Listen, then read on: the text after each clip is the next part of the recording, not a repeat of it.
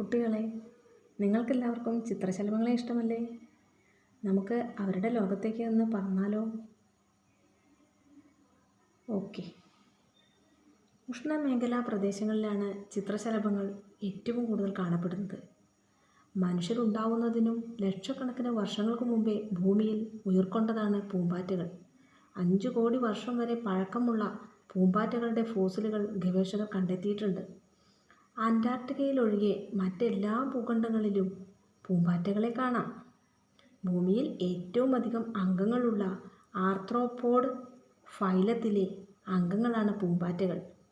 ബാഹ്യാസ്ഥികൂടവും പല കഷണങ്ങൾ ചേർത്ത് വെച്ച ശരീരവുമുള്ള നട്ടെല്ലില്ലാത്ത ജീവികളാണ് ആർത്രോപോഡുകൾ. ആർത്രോപോഡുകളിലെ ലെപ്പിഡോപ്റ്ററ ഗോത്രത്തിൽപ്പെട്ടവരാണ് ചിത്രശലഭങ്ങൾ. ലെപ്സ് എന്ന ഗ്രീക്ക് വാക്കിൻ്റെ അർത്ഥം ശൽക്കങ്ങൾ എന്നാണ്.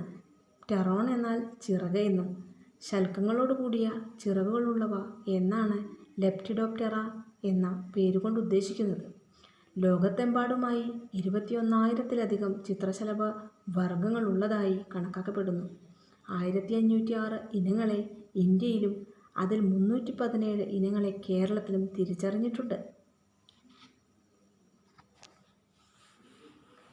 ക്യൂൻ അലക്സാൻഡ്രാസ് ബേർഡ് വിങ് ആണ് ലോകത്തിലെ ഏറ്റവും വലിയ ചിത്രശലഭം. ബ്രിട്ടനിലെ എഡ്വേർഡ് 7-ാമൻ രാജാവിൻ്റെ റാണിയായിരുന്ന അലക്സാൻഡ്രിയയുടെ പേരിലാണിവ അറിയപ്പെടുന്നത്. പാപ്പുവ ന്യൂ ഗിനിയ ദ്വീപുകളിൽ കാണപ്പെടുന്ന ഇവയുടെ ചിറകുപരപ്പ് 30 സെൻറ്റിമീറ്ററോളം വരും. 30-ൽ താഴെ മുട്ടകൾ മാത്രം ഒരാണ്ടിലിടുന്ന ഇവ ഇന്ന് വംശനാശ ഭീഷണിയിലാണ്. ഇന്ത്യയിൽ കാണപ്പെടുന്ന ഏറ്റവും വലിയ ചിത്രശലഭം ഗരുഡശലഭം ആണ്. ഈയിടെ ഇതിനേക്കാൾ വലിയ ഹിമാലയൻ ഗോൾഡൻ ബേർഡ് വിൻ ഇനത്തിൽ പെട്ട ചിത്രശലഭങ്ങളെ കണ്ടെത്തിയതായിട്ട് വാർത്തകളുണ്ട്. ലോകത്തിലെ ഏറ്റവും ചെറിയ പൂമ്പാറ്റയാണ് western pygmy blue. Grass jewel രത്നനീലി ആണ് ഇന്ത്യയിലെ ഏറ്റവും ചെറിയ പൂമ്പാറ്റ. ഓരോ ഇനം ചിത്രശലഭവും മുട്ടയിട്ട് പെരുകുന്നത് അവയ്ക്കിഷ്ടപ്പെട്ട ഏതാനും ചെടികളിലാണ്. ആകൃതിയിലും വലിപ്പത്തിലും നിറത്തിലും വൈവിധ്യമുള്ളതാണ് ശലഭമുട്ടകൾ. ഒറ്റയ്ക്കൊറ്റയ്ക്കും കൂട്ടമായും ഒന്നിനുമേൽ ഒന്നായി അടുക്കി വെച്ചതുപോലെയും മുട്ടയിടുന്ന ചിത്രശലഭങ്ങളുണ്ട്. മുട്ടയ്ക്ക് വെള്ള, പച്ച, ഓറഞ്ച് എന്നീ നിറങ്ങളാണുണ്ടാവുക. ഏതാനും ദിവസങ്ങൾക്കുള്ളിൽ മുട്ട വിരിഞ്ഞ് പുഴുവായി മാറുന്നു. ഒറ്റ പ്രാവശ്യം 50 മുതൽ 1000 വരെ മുട്ടയിടുന്ന ചിത്രശലഭങ്ങളുണ്ട്. മുട്ട വിരിഞ്ഞ് പുറത്തിറങ്ങുന്ന ശലഭപ്പുഴുവിനെ ചുറ്റും കാത്തിരിക്കുന്നത് ധാരാളം ശത്രുക്കളാണ്.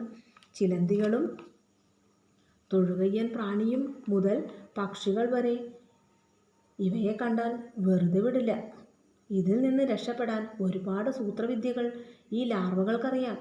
ഉണ്ടക്കണ്ണുരുട്ടിയും ദുർഗന്ധമുള്ള രാസവസ്തുക്കൾ ചീറ്റിയും പലതരം ശബ്ദമുണ്ടാക്കിയും കൊമ്പുയർത്തിക്കാട്ടിയും ഒക്കെയാണ് ലാർവകൾ ശത്രുക്കളെ പേടിപ്പിച്ചോടിക്കുക. ഓരോ ശലഭപ്പുഴുവും വളർച്ചയ്ക്കിടയിൽ പല പ്രാവശ്യം തങ്ങളുടെ പുറംതൊലി അഴിച്ചു കളയുന്നു. ഇതിനനുസരിച്ച് നിറങ്ങളും മാറാറുണ്ട്. ശലഭപ്പുഴുവിൻ്റെ പ്രധാന ജോലി വിരിഞ്ഞ ചെടിയിലെ ഇലകളെല്ലാം തിന്നു തീർക്കലാണ്. കീടങ്ങളാണെന്ന് കരുതി കർഷകർ ഇവരുടെ നേരെ കീടനാശിനി പ്രയോഗിക്കുന്നു. വിളകളിൽ പരാഗണം നടത്തി വിത്തുകളും പഴങ്ങളുമൊക്കെ ഉണ്ടാക്കാൻ സഹായിക്കുന്ന ശലഭങ്ങളുടെ കൂട്ടനാശത്തിനാണ് ഇത് കാരണമാവുക. ഫലമോ കർഷകർക്ക് വിളവ് കുറയുന്നു. പൂർണ്ണ വളർച്ച എത്തിയാൽ ശലഭപ്പുഴുക്കൾ സ്വന്തം ശരീരത്തിൽ നിന്ന് ഉൽപ്പാദിപ്പിക്കുന്ന പശയുള്ള ദ്രാവകം ശരീരത്തിൽ പുരട്ടി ഒരു കൂട് നിർമ്മിക്കും. എന്നിട്ട് അതിനുള്ളിൽ സമാധിയിരിക്കും. ഈ അവസ്ഥയാണ് പ്യൂപ്പ. ചില പ്യൂപ്പകൾ തല കീഴായും മറ്റു ചിലത് തല മുകളിലേക്കായുമാണ് സമാധിയിലിരിക്കുക. ഈ സമയത്ത് ആഹാരമോ വെള്ളമോ ഒന്നും വേണ്ട. സമാധിഘട്ടത്തിലാണ് ശലഭജീവിതഘട്ടത്തിലെ പ്രധാനപ്പെട്ട മാറ്റങ്ങളെല്ലാം സംഭവിക്കുന്നത്. ദിവസങ്ങൾ കഴിയും തോറും പ്യൂപ്പയുടെ പുറന്തോടിൻ്റെ നിറം മാറി മാറി വരുന്നു. അവസാന ഘട്ടമാവുമ്പോഴേക്കും പ്യൂപ്പയുടെ ഉൾവശം കാണാവുന്ന വിധം സുതാര്യമായിരിക്കും. പ്യൂപ്പയ്ക്കുള്ളിൽ ചുരുണ്ടുകിടക്കുന്ന പൂമ്പാറ്റയെ ഈ അവസ്ഥയിൽ വ്യക്തമായി കാണാം. 1-2 ആഴ്ചയ്ക്കുള്ളിൽ പൂമ്പാറ്റ പൂർണ്ണ വളർച്ചയെത്തും. പുലർച്ചെ കാലങ്ങളിലാണ് പൂമ്പാറ്റകൾ പ്യൂപ്പയ്ക്കുള്ളിൽ നിന്ന് പുറത്തു വരിക. കാലുകൊണ്ട് തള്ളി പ്യൂപ്പയുടെ ഓരോ ഭാഗം തുറക്കും. പുറത്തു വന്ന് ചുരുണ്ട ചിറകുകൾ വിടർത്തിയെടുക്കുന്നു. വെയിൽ കൊള്ളിച്ച് ചിറകുകൾ ഉണക്കി പറക്കാൻ സജ്ജമാകുന്നു. ചിറകു വിരിച്ച് പറക്കുന്നതോടെ പൂമ്പാറ്റയുടെ ജീവിതചക്രത്തിലെ പരിണാമം പൂർത്തിയാകും. വളരെയധികം ശാരീരിക പ്രത്യേകതകളുള്ള ജീവികളാണ് പൂമ്പാറ്റകൾ. ചിറക് വെച്ച പുഴുവിനെ പോലെയാണ് പൂമ്പാറ്റ. 10 കഷ്ണങ്ങൾ ചേർത്ത് വെച്ചതുപോലെയാണ് ശരീരം. മുഖത്ത് കണ്ണുകളും ആൻറ്റിനയും തുമ്പിക്കൈകളുമുണ്ട്. 2 സംയുക്ത നേത്രങ്ങളും 2 സാധാരണ നേത്രങ്ങളുമുണ്ട് പൂമ്പാറ്റയ്ക്ക്. അനേകായിരം ചെറു ലെൻസുകൾ ചേർന്നതാണ് സംയുക്ത നേത്രം. നേരിയ ചലനം പോലും തിരിച്ചറിയാൻ ഇത് സഹായിക്കുന്നു. വെളിച്ചത്തിൻ്റെ തീവ്രതയറിയാൻ സാധാരണ നേത്രങ്ങളും. എല്ലാ നിറങ്ങളും പൂമ്പാറ്റയ്ക്ക് കാണാനാവുമോ എന്ന് ഇനിയും തിരിച്ചറിഞ്ഞിട്ടില്ല. ഇൻഫ്രാറെഡ് കിരണങ്ങളെ തിരിച്ചറിയുമെന്ന് കണ്ടെത്തിയിട്ടുണ്ട്. മണമറിയാനും ദിശയറിയാനും പറക്കുമ്പോൾ ബാലൻസ് നിയന്ത്രിക്കാനുമൊക്കെ സഹായിക്കുന്ന അവയവമാണ് സ്പർശിനി അഥവാ ആൻറ്റിന.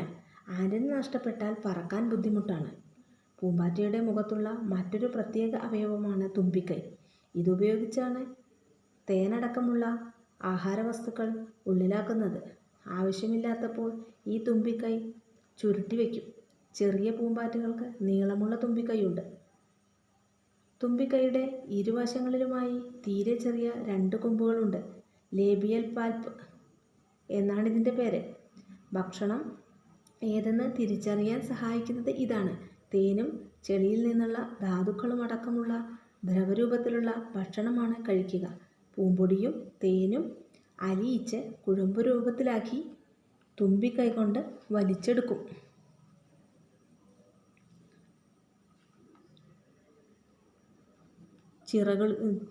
ചിറകുകളിലെ രോമങ്ങളിലും ശൽഖങ്ങളിലുമുള്ള വർണ്ണവസ്തുക്കളാണ് ശലഭങ്ങൾക്ക് നിറപ്പകിട്ട് നൽകുന്നത്. വ്യത്യസ്ത അളവിലും അനുപാതത്തിലുമുള്ള വർണ്ണരേണുക്കളാണ് പലതരം വർണ്ണക്കുപ്പായം നൽകുന്നത്. ചിത്രശലഭത്തിന് 2 ജോഡി ചിറകുകളാണുള്ളത്. മുൻചിറകുകളും പിൻചിറകുകളും. ചിറകുകളിൽ 12 ഞരമ്പുകളുണ്ട്. ഞരമ്പുകളിലെ അടയാളങ്ങൾ നോക്കി ഇവയെ തിരിച്ചറിയാം. ശലഭപ്പുഴുവിൻ്റെ തൊലിക്കുള്ളിൽ ചെറിയ അടുപ്പുകൾ പോലെ ഉണ്ടായിരുന്ന അവയവമാണ് സമാധി അവസ്ഥയിൽ ചിറകുകളായി രൂപാന്തരം പ്രാപിക്കുന്നത്. പൂച്ചെടിയെ തിരിച്ചറിയാനും മണവും രുചിയും അറിയാനും സഹായിക്കുന്നത് കാലുകളാണ്. കാലുകളിലെ കീമോ റിസപ്റ്റേഴ്സ് എന്ന ഭാഗമാണ് ഇതിന് സഹായിക്കുന്നത്. പൂമ്പാറ്റകളുടെ രക്തത്തിന് നിറമില്ല, ഹീമോഗ്ലോബിനുമില്ല, ശ്വാസകോശവുമില്ല. കോശങ്ങളിലേക്ക് നേരിട്ട് ഓക്സിജൻ എത്തുന്നു. ചിത്രശലഭങ്ങൾ ശ്വസിക്കുന്നത് ഉദരത്തിനടിയിലുള്ള 10 ജോഡി നന്നേ ചെറിയ ദ്വാരങ്ങളിലൂടെയാണ്. ശീതരക്തജീവികളാണ് ഇവ. മനുഷ്യരെ പോലെ ജീവൽ പ്രവർത്തനങ്ങളിലൂടെ ശരീരത്തിൽ ചൂട് നിലനിർത്താൻ ഇവയ്ക്ക് കഴിയില്ല. രക്തം ചൂടുപിടിപ്പിച്ച് രക്തയോട്ടം കൂട്ടിയാലേ പൂമ്പാറ്റ ചിറകുകൾക്ക് പറക്കാനുള്ള ശക്തി ലഭിക്കൂ. അതിനായി മരത്തിലിരുന്ന് വെയിൽ കായും ഇവ. ചിറകുകൾ പൂട്ടിയും വിടർത്തിയുമാണ് ചിത്രശലഭങ്ങൾ വെയിൽ കായുന്നത്. ചിത്രശലഭങ്ങൾക്ക് ഇംഗ്ലീഷിൽ ബട്ടർഫ്ലൈസ് എന്നാണ് പറയുന്നത്. വസന്തകാലത്തിൻ്റെ വരവോടെ തെക്കൻ യൂറോപ്യൻ രാജ്യങ്ങളിൽ വെണ്ണയുടെ നിറമുള്ള കുഞ്ഞു ശലഭങ്ങൾ കൂട്ടം കൂട്ടമായി പറന്നു നടക്കാറുണ്ട്. ഇത് കാണുമ്പോൾ വെണ്ണ പറക്കുന്നത് പോലെ തോന്നും. ഇതിൽ നിന്നാണ് ഈ പേര് വന്നത്.